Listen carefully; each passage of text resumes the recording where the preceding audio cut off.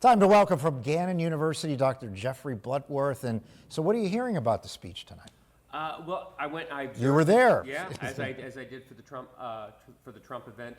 I was surprised by the size of the crowd. I mean, I think everybody was very surprised by thousands of people waiting hours to get in. I think that says there is a lot of energy on the Harris side. Doctor, the speech was about a half an hour, maybe. What'd you make of that? We discussed on here how the former president goes 2 hours when he gives his speech. Did you think the shorter format worked out here? Well, there's a lot of energy. Look, she doesn't have Trump's kind of showmanship qualities.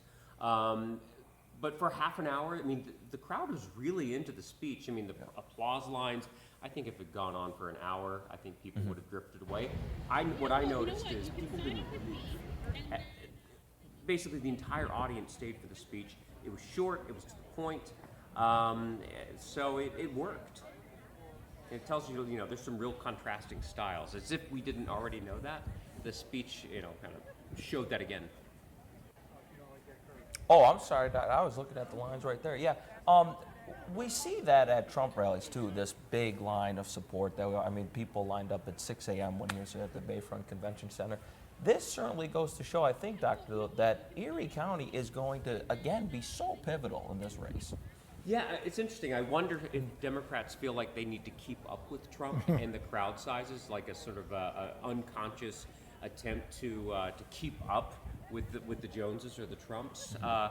But you feel the energy that the Trump campaign feels that it has the momentum, and I think what the Democrats did tonight, at least in Erie, was return serve. And I mean, the Trump energy is, at least for one evening, feels like it's being met here in Erie. So you're there. What part of the speech resonated for you? What, if there was one thing you said, grand slam? Well, I was tipped off before. Wait a minute. He was tipped off.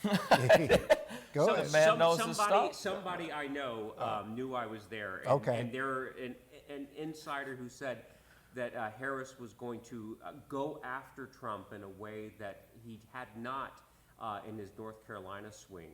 And what I found interesting was that she not only played clips of Trump talking, right, but went after him about being a dictator on day one of of his presidency. And I think she the last 3 weeks she turned up the volume and the sharpness of her attacks on Donald Trump. That's what I noticed. And I think that's going to be the last 3 weeks, is really going after Donald Trump as a potential threat to democracy. Did you think that was interesting, Doctor, when she plays the clip about Donald Trump saying, the enemy is within, sort of like that? Yeah, I mean, I think they're trying to show that Donald Trump believes that those who don't support him are somehow threatening, and that's about getting people mad and getting them to the polls and talking to their friends. And I think we saw a sneak peek of what the last 3 weeks are going to be like. This is already a rough race, but they're turning up the intensity and sharpening their elbows in what has been a positive campaign, the politics of joy. And what we're seeing is the last 3 weeks, it's the politics of anger and partisanship, and trying to reveal the stakes of what they believe a Trump presidency would be. Final question. We have about 30 seconds left. So much has been made about who got to the hurricane site first and what they have done. How much of a factor will that play in the 3 weeks, the response to 2 hurricanes? Look, people are in their media silos, and those who are on a conservative media silo are going to see it one way.